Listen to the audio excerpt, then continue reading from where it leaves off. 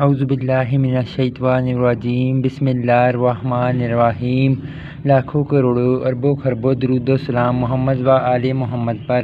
السلام علیکم ورحمۃ اللہ وبرکاتہ۔ معزز ناظرین و سامعین، آج ہم معمولات نبوی کی حکمتیں پڑھیں گے، لیکن اس سے پہلے آپ سے پرزور درخواست ہے، ریکویسٹ ہے، التماس ہے کہ برائے مہربانی ویڈیو کو لائک، شیئر اور چینل کو سبسکرائب کر کے مجھے سپورٹ کریں، میری ہیلپ کریں، میری مدد کریں۔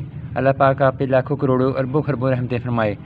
ایک ایمان والے کے نزدیک معمولات نبی صلی اللہ علیہ وآلہ وسلم میں سب سے بڑی اور اعلیٰ ترین حکمت یہ ہے کہ وہ عمل یا حکم خود جان رحمت صلی اللہ علیہ وآلہ وسلم کا ہے، اور یہ وہ شے ہے جس کے سامنے دنیا کی تمام حکمتیں فلسفے ہیچ ہیں۔ ایک انسان ہزاروں برس تحقیق و جستجو کے میدان میں سرگرداں رہتا ہے، نامعلوم کے ناکامیوں کی کتنی چٹانوں سے ٹکراتا ہے، اور نہ جانے کے کتنی مایوسیوں کے کتنے گڑھوں میں اوندے منہ گرتا ہے، پھر کئی نسلیں قربان کرنے کے بعد کہیں جا کر تحقیق مکمل کرتا ہے، لیکن پھر بھی اس تحقیق میں آئندہ کسی اور اضافے کے امکان کو رد نہیں کیا جاتا، مگر زبان وہی ترجمان سے نکلے ہوئے الفاظ اس حد تک کامل و اکمل ہوتے ہیں کہ کم بیشی کا شک نہیں ہوتا۔ یہاں ہم اختصار ایک واقعہ نقل کرتے ہیں جس سے مذکورہ بالا حقیقت پوری طرح عیاں ہوتی ہے۔ 23 دسمبر 1985 میں ڈاکٹر کیتھ ایل مور، جو کہ کینیڈا یونیورسٹی میں علم الابدان کے پروفیسر فیکلٹی آف میڈیسن کے شعبے کے چیئرمین ہیں، کے متعلق خبر شائع ہوئی کہ انہوں نے شاہ عبدالعزیز یونیورسٹی جدہ میں جنین کے متعلق قرآنی آیات کا مطالعہ کیا تو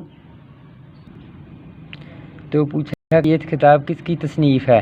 جب بتایا گیا کہ یہ نبی آخر الزمان صلی اللہ علیہ وسلم پر نازل شدہ قرآن حکیم ہے تو وہ حیران رہ گئے اور کہا، مغربی ماہرین کو انسانی ارتقاء کے بارے میں جو کچھ صرف 15 سال قبل معلوم ہوا، وہ کچھ 7ویں صدی عیسوی میں قرآن پاک نے سائنس کے اصولوں کے عین مطابق بالکل صحیح بتا دیا۔ یقیناً یہ الہامی کتاب ہے، کیونکہ 1400 سال قبل کوئی انسان یہ معلوم کرنے کی صلاحیت نہ رکھتا تھا۔ پہلے ٹیسٹ ٹیوب بیبی کی ولادت کے مختلف مراحل کی نگرانی کرنے والے ماہر ڈاکٹر رابرٹ ایڈورڈز نے بھی کیتھ ایل مور کی تحقیقات کو مستند تسلیم کیا۔ ڈاکٹر کیتھ ایل مور کے ساتھ ٹیسٹ ٹیوب بیبی کے پیشتر ڈاکٹر مور بھی ان کے ساتھ مطالعہ قرآنی میں موجود تھے۔ 9 جنوری 1985 سے 23 دسمبر 1985 کے اخبارات کی خلاصہ خبر۔ محترم قارئین کرام، معزز ناظرین و سامعین، اندازہ فرمائیے کہ جس شے کو مغربی ماہرین آج جان رہے ہیں، اس شے کو میرے آقا رسول اللہ صلی اللہ علیہ وآلہ وسلم نے کم و بیش 1400 سال قبل بوحی الہی پوری وضاحت سے بیان فرما دیا تھا۔ اس قدر عیاں حقیقت کے بعد بھی اگر کوئی حقیقت معمولات و فرمودات نبی صلی اللہ علیہ وآلہ وسلم پر صرف اس لیے عمل نہیں کرتا کہ اس میں کوئی ظاہری حکمت نظر نہیں آتی، تو یقیناً وہ عقل کا اندھا ہے۔ کیا وہ یہ نہیں جانتا کہ کل تک عقل اور سائنس قرآن پاک میں مذکورہ جس حقیقت کو محض مفروضہ خیال کرتی تھی، آج اسی کے سامنے سجدہ ریز ہے۔ اس زمن میں معروف ڈاکٹر جناب سید خالد غزنوی راکم الطراز ہیں۔ یہ واقعہ پوری تفصیل کے ساتھ مثلاً قرآن کریم میں انسانی جنین رحم مادر میں ارتقائی مراحل کا بیان، ماہر جنسیات ڈاکٹر مور کے مقالہ کے اقتباسات، ان پر مباحث ڈاکٹر ایلسن کا قبول اسلام وغیرہ، اس ناچیز نے اپنی تالیف سیرت امام الانبیاء قرآن و بائبل کی روشنی میں تفصیلاً باحوالہ درج کیا ہے۔ شائقین ملاحظہ فرمائیں، یہ دوائی اس کتاب کے صفحہ نمبر 264 درد دل کے متعلق درد ہے۔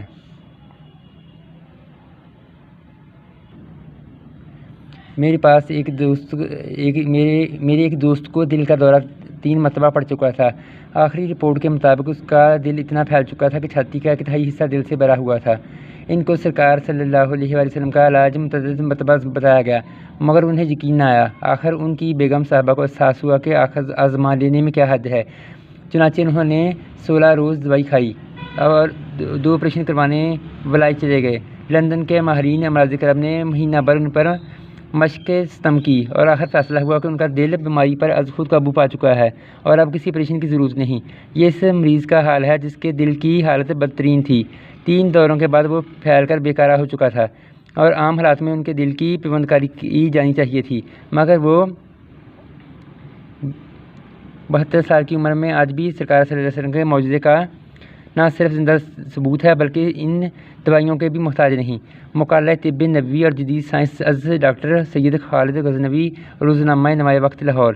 سبحان اللہ ہی و بحمدہ۔ یقیناً زبان وہی ترجمان سے نکلے ہوئے الفاظ گویا کہ لوح محفوظ کا نوشتہ ہیں، وہ تیر بے خطا ہیں، ان کی افادیت و صحت میں شک کرنا گمراہی ہے۔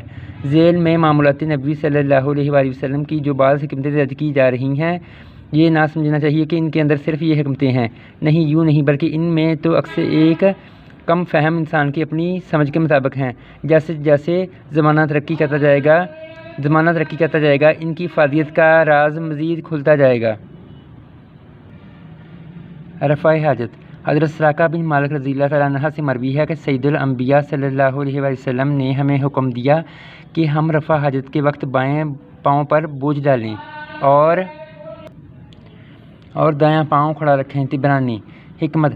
ہم جو غذا کھاتے ہیں وہ میری غذا کی نالی کے راستے سے ہوتی ہوئی آنت کے سب سے فراغ حصہ معدے میں چلی جاتی ہے۔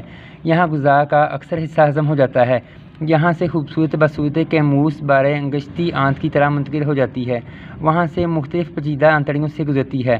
اس تمام سفر میں غدود جاذبہ کے ذریعے غذا کے اہم اجزاء جذب ہو کر جسم کی تندرستی اور توانائی میں اہم کردار ادا کرتے ہیں، لیکن غیر منہضم غذا اور فضلہ بائیں طرف آنت میں جمع ہوتا رہتا ہے، جو کہ بوقت رفع حاجت براز کی صورت میں خارج ہو جاتا ہے۔ اگر دوران رفع حاجت دائیں پاؤں کو کھڑا کر کے بائیں پاؤں پر بوجھ ڈالا جائے تو بائیں آنت پر دباؤ ڈالنے کی وجہ سے تمام فضلہ نہایت آسانی سے خارج ہو کر پیٹ صاف ہو جاتا ہے اور انسانی طبیعت میں شگفتگی آ جاتی ہے۔ سبحان اللہ۔ استنجا۔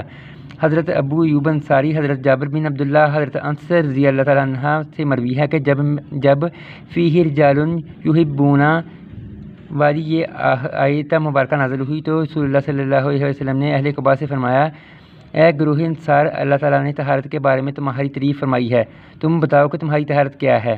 انہوں نے عرض کیا کہ نماز کے لیے ہم وضو کرتے ہیں، جنابت سے غسل کرتے ہیں اور پانی سے استنجا کرتے ہیں۔ فرمایا تو یہی وہ ہے جس کا الزام رکھو۔ سنن ابن ماجہ، بہاری شریعت، جلد دوئم۔ حکمت۔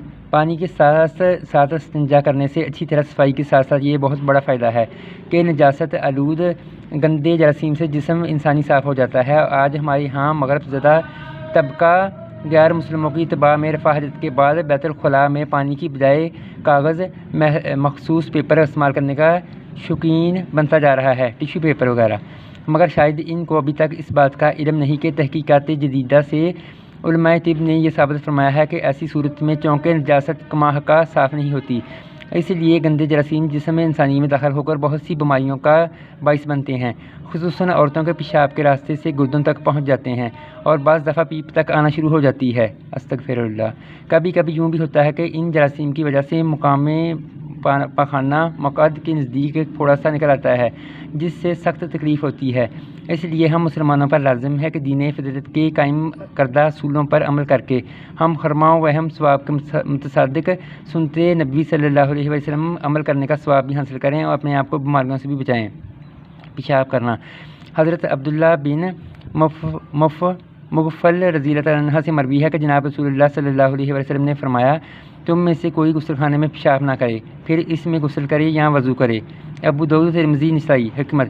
اس کی حکمت خود جان رحمت صلی اللہ علیہ وسلم نے اپنی زبان وحی سے ترجمان سے یوں فرمائی ہے، فَإِنَّ عَامَّةَ الْوَسْوَاسِ الْمِنْءُ، اس لیے کہ اکثر ان سے وسواس پیدا ہوتے ہیں۔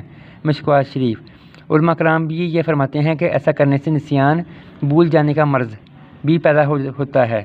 استغفر اللہ۔ حضرت عبداللہ بن سرجس رضی اللہ عنہ راوی ہیں کہ رسول اللہ صلی اللہ علیہ وسلم نے فرمایا، تم میں سے کوئی شخص سوراخ میں پیشاب نہ کرے۔ ابو داؤد، نسائی۔ حکمت۔ یہ غلطی عموماً وہاں سرزد ہوتی ہے جہاں طہارت خانے یا بیت الخلاء موجود نہ ہوں، جس طرح کہ عام طور پر دیہات وغیرہ میں۔ ذرا سوچیے کہ ہمارے رحیم و کریم آقا صلی اللہ علیہ وسلم کو اپنی امت سے کس قدر پیار ہے کہ ہر چیز سے منع فرما دیا کہ جس میں معمولی سا بھی خطرہ ہو۔ سبحان اللہ۔ ذرا خود اندازہ کیجیے کہ اگر کوئی شخص کسی سوراخ میں پیشاب کر رہا ہو اور اس دوران اس سوراخ میں سے کوئی زہریلا جانور یا کیڑے مکوڑے نکل آئیں تو اس پر پیشاب کرنے والے پر کیا گزرے گی؟ یا تو اس جانور کو دیکھ کر پیشاب درمیان میں ہی روکنے پر مجبور ہو جائے گا، یا بصورت دیگر اس جانور سے نقصان پہنچنے کا اندیشہ ہوگا۔ اس لیے رسول عربی صلی اللہ علیہ وسلم نے اس سے متعلقاً منع فرما دیا تاکہ خدا نخواستہ کسی کو نقصان نہ پہنچے۔ اللہ تعالیٰ کے بے شمار سلام ہوں ہمارے آقا رحمت عالم صلی اللہ علیہ وآلہ وسلم پر۔ حضرت عمر فاروق رضی اللہ تعالیٰ عنہ کی روایت میں ہے کہ حضور سرور کائنات صلی اللہ علیہ وآلہ وسلم نے کھڑے ہو کر پیشاب کرنے سے منع فرمایا۔ مشکوات: حکمت: بغیر کسی عذر کے محض شوقیہ طور پر کھڑے ہو کر پیشاب کرنا انسان کو کسی طرح بھی زیب نہیں دیتا۔ افسوس کہ ہمارا فیشن زدہ طبقہ مغرب کی ابتدا میں بڑی تیزی کے ساتھ اس وبا میں مبتلا ہوتا جا رہا ہے۔ کھڑے ہو کر پیشاب کرنے سے کپڑے اور جسم آلودہ ہونے کا خدشہ بہت حد تک کبھی ہوتا ہے، اور کھڑے ہو کر پیشاب کرنے والے عموماً پانی سے طہارت کرنے سے بھی گریزاں ہوتے ہیں۔ اس سے نہ صرف حاملانہ امراض گندے جراثیم پھیلاتے ہیں بلکہ ان حضرات کے کپڑوں اور جسم سے بو آتی ہے جو کسی طرح بھی قابل تعریف نہیں۔ پیشاب کے چھینٹوں سے نہ بچنے والے حضرات کے لیے حدیث پاک یقیناً باعث عبرت ہوگی۔ حضرت ابن عباس رضی اللہ تعالیٰ عنہ سے روایت ہے کہ رسول اللہ صلی اللہ علیہ وسلم 2 قبروں کے قریب سے گزرے تو فرمایا، ان دونوں قبر والوں کو عذاب دیا جا رہا ہے، اور ان کو عذاب دیا جانا تمہاری نگاہ میں کسی بڑی چیز کی وجہ سے نہیں بلکہ ان میں سے ایک پیشاب سے نہ بچتا تھا اور دوسرا چغلی کیا کرتا تھا۔ استغفر اللہ۔ پھر آپ صلی اللہ علیہ وسلم نے ایک سرسبز شاخ منگوائی، اس کو نصف سے چیر کر دونوں قبروں پر ایک ایک گاڑ دی۔ صحابہ کرام نے عرض کیا، یا رسول اللہ صلی اللہ علیہ وآلہ وسلم، آپ نے ایسا کیوں فرمایا؟ تو فرمایا، اس امید پر کہ جب تک یہ خشک نہ ہوگی ان مردوں کے عذاب میں تخفیف ہوگی۔ بخاری شریف۔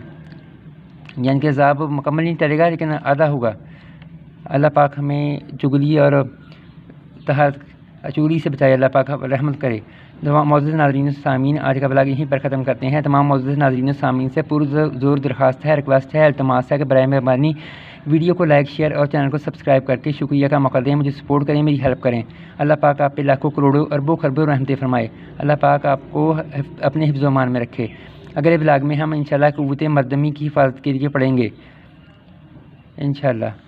اجازت دیجیے، اللہ حافظ۔